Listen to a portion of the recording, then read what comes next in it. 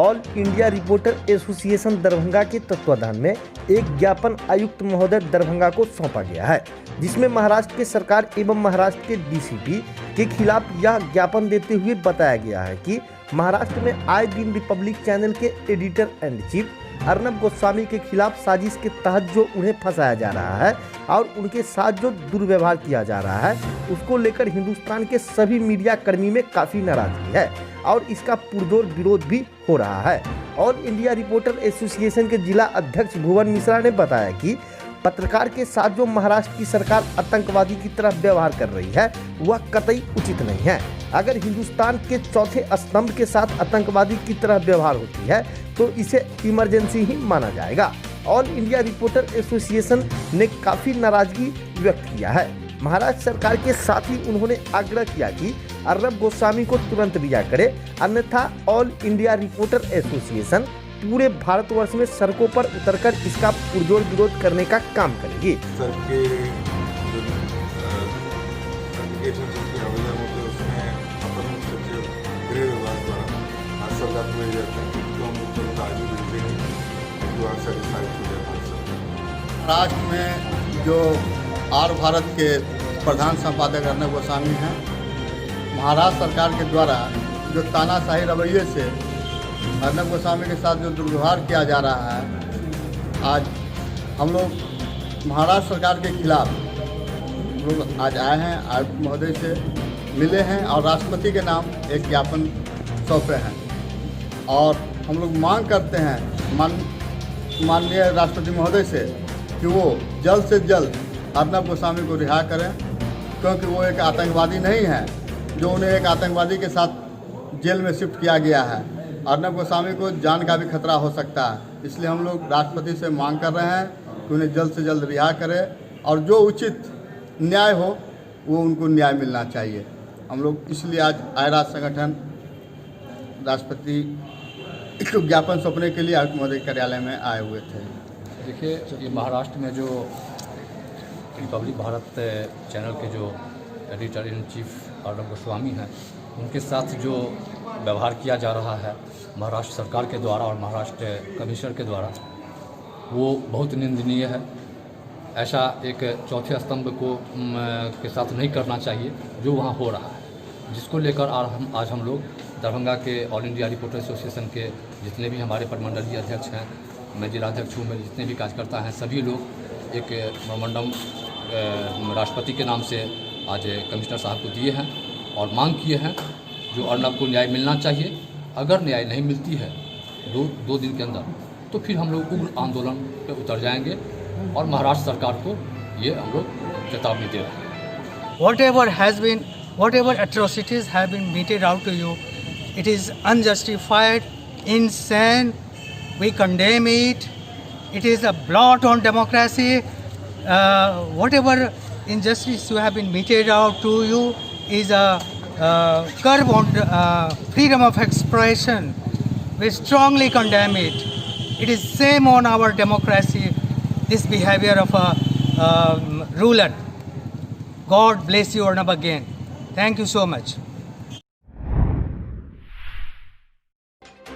बिहार विधानसभा आम निर्वाचन 2020 की मतगणना की तैयारी को लेकर मुख्य निर्वाचन पदाधिकारी बिहार श्री HR श्रीनिवास ने सभी जिला निर्वाचन पदाधिकारी के साथ ऑनलाइन मीटिंग की।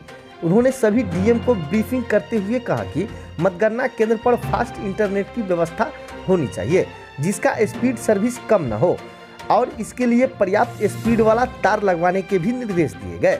उन्होंने कहा कि मतगणना केंद्रों पर 3 लेयर की सुरक्षा व्यवस्था रहेगी। प्रथम लेयर में CPMF, दूसरे लेयर में BMP और तीसरे लेयर में जिला सशस्त्र बल रहेगा। उन्होंने कहा कि मतगणना के सभी प्रक्रिया एवं सभी स्थलों पर वीडियोग्राफी कराई जाएगी। इसके साथ साथ उन्होंने कहा कि एक राउंड के अंतर्गत सभी 14 टेबल की गिनती शामिल होगी। इन कोर सिस्टम को आज ही अपडेट कर लेने का निर्देश दिया गया। प्रपत्र 20 जिसमें अंतिम मतगणना परिणाम की घोषणा होती है, वह उम्मीदवार होगा। उन्होंने कहा कि अंतिम परिणाम की घोषणा के पूर्व निर्वाचित पदाधिकारी प्रेक्षक की अनापत्ति प्रमाण पत्र प्राप्त कर लेंगे। उन्होंने कहा कि मतगणना के दिन पूरे शहर में धारा 144 रहेगी, जिसके कारण कोई भी विजय जुलूस नहीं निकाल पाएंगे। आइए अब हम दिन भर के खबरों के बाद चलते चलते आपको मिलवाते हैं अभिनव कुमार से। जी, अभिनव कुमार जो कि एक इंजीनियरिंग के स्टूडेंट है। आखिर बिहार विधानसभा चुनाव 2020 के एग्जिट पोल परिणाम आने के बाद अभिनव क्या सोच रखते हैं, आइए हम आपको सुनवाते हैं। नमस्कार, मेरा नाम अभिनव आनंद। मैं स्वर्गीय राम सेवक सिंह का पोता एवं अरुण सिंह का बेटा जो कि बनौली का रहने वाला हूं। अभी तमाम प्रिंट एवं इलेक्ट्रॉनिक मीडिया में जिस प्रकार नीतीश कुमार अर्थात सुशासन बाबू का कुर्सी खिसकता हुआ नजर आ रहा है, मैं एक आम नागरिक होने के नाते आपको कहना चाहता हूं कि क्या है कुर्सी खिसकने की कारण। सबसे पहले अकॉर्डिंग टू स्टूडेंट, मैं विद्यार्थी के अनुसार आप लोगों को बताना चाहता हूं कि ये सारे कारण हैं बेरोजगारी। अगर बिहार के अंदर देखा जाए तो हम सबसे पहले बात करेंगे कि अगर बिहार में कोई उद्योग खुल जाए, या तो कोई छोटा हो या बड़ा, तो हमें पता चल जाएगा कि यहाँ पे भी नौकरी करने की साधन खुल गई है। तो सबसे पहले मैं पॉइंट करना चाहता हूँ ग्रेजुएट बच्चों का। अगर जो स्टूडेंट ग्रेजुएट हो जाता है और सरकारी नौकरी की तैयारी करते रहता है, माँ बाप उसके पैसे देने में मजबूर हो जाते हैं, क्योंकि यहाँ आपको पता है बिहार के आधा जनसंख्या से ज्यादा सबसे ज्यादा किस पे डिपेंडेंसी है, कृषि पे।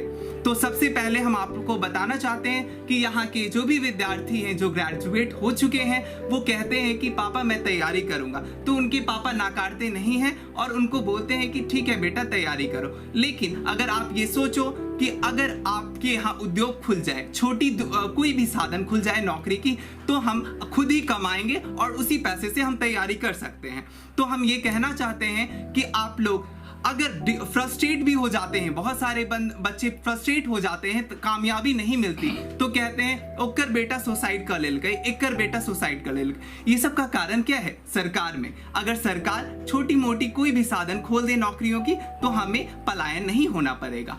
तो ये चीज आपकी बेरोजगारी से रिलेटेड थी। अब मैं आपको भ्रष्टाचार की तरफ लेके चलता हूँ। आप लोगों को बता दूं कि यहाँ बिहार के अंदर सबसे पहले तो ये बता दूं कि आप अगर बिहार के अंदर कहीं भी कुछ सरकारी काम के लिए जाते हो, तो आपको सबसे पहले नीचे टेबल के नीचे से आपको पैसे देने पड़ेंगे। मतलब कि आपको बिना गुरु दक्षिणा के कोई भी काम नहीं होंगे। तो आपको मैं वाकिफ कराता हूँ लॉकडाउन के समय बाहर के मजदूरों को कितना ज्यादा, मतलब बिहार के मजदूरों को कितना ज्यादा तकलीफ उठाना पड़ा कि उनके बच्चे परिवार सब लोग वहां पर थे और अचानक से लॉकडाउन लगा। उसमें बिहार के जो भी मजदूर थे वो वापस आ रहे थे बिहार से, वो भी पैदल। बालिका एक अपने माता पिता को जिनको कैंसर था उसको साइकिल से लेकर के आई थी, वो सब सोशल मीडिया में दिखने को रह गया। उसके बाद भी सब सोचे कि भाई ऐसा हो रहा है, लेकिन ये बस लाइक्स और कमेंट्स हो गया सोशल मीडिया के ऊपर। और तो मैं ये बता दूं कि हमारे बिहार के अंदर जो भी आ रहे थे मजदूर, उन्हें कहा गया कि आप लोग अभी मतलब बिहार सरकार उनको स्वीकार नहीं कर रहे थे। तो मैं बताना चाहूंगा कि हमें यहाँ पे कुछ भी एक छोटा सा साधन खुल जाए तो हमें इतना ज्यादा बाहर जाने की जरूरत नहीं पड़े। जैसा कि अभी वायरल वीडियो आप लोग देख ही रहे होंगे और सुन ही रहे होंगे, फेसबुक, इंस्टाग्राम जो भी आप लोग यूज कर रहे होंगे, बिहार में काबा। तो सबसे पहले मैं बता दूं आपको, ये एक हास्य चीज है। आप लोग इस पे अगर एनालिसिस करो तो ये एक हंसी का पात्र है, बट आप लोग ध्यान रखो बिहार में का नहीं बा, टैलेंट बा, जनता मेहनती बा, जमीन उपजाऊ बा। बिहार के लोग जाकर बाहर 2 लाख 3 लाख महीना कमाएत बा। तो आप लोग जान जाइए कहां पे कमी है। These all are losses in, ये सारे किस में कमी है? बिहार के सरकार में। तो आप लोग अच्छे से सब लोग सोच समझ करके, अभी जो हुआ ही है चुनाव, उसके अंदर हमें बिहार में झलक रही है कि इस बार तो पलटी होगी ही सरकार की। वो भी कौन से सरकार? पलटू चाचा की। तो इस बार पलटनी ही है कुर्सी। धन्यवाद। मिथिलांचल में होलसेल रेट की एकमात्र दुकान रूपम साड़ीज एवं रूपम ड्रेसेज, राम चौक, महाराज जी पुल, लाल कोठी के बगल में दरभंगा। जी हाँ, आप हमारे यहाँ से फैंसी डिजाइनर साड़ियाँ, बनारसी साड़ियाँ, विवाहित साड़ियाँ, प्योर सिल्क साड़ियाँ, कांजीवरम सिल्क, लहंगा स्टाइल साड़ियाँ, लहंगा चुन्नी, कॉटन साड़ियाँ, मारवाड़ी चुन्नी, fancy salwar suit piece, suiting shirting, suit length, dhoti, kurta, cloth, साथ ही रेडीमेड कपड़ों में shirt, jeans, kurta, sherwani, coat, pant, frock suit, ग्राउंड, नाइट सूट एवं बच्चों के सभी प्रकार के रेडीमेड कपड़े होलसेल रेट में प्राप्त करें। साथ ही आप हमारे यहाँ से जगदम्बा, करिश्मा, रतन, रेमंड, किलर एवं मान्यवर जैसे ब्रांडेड कंपनी के कपड़े ले सकते हैं। एक बार सेवा का मौका अवश्य दें। रूपम साड़ीज एवं रूपम ड्रेसेज, राम चौक, महाराज जी पुल, लाल कोठी के बगल में दरभंगा। हमारा संपर्क नंबर है 9308094352। जी हाँ, दूसरा संपर्क नंबर है हमारा 6201985055।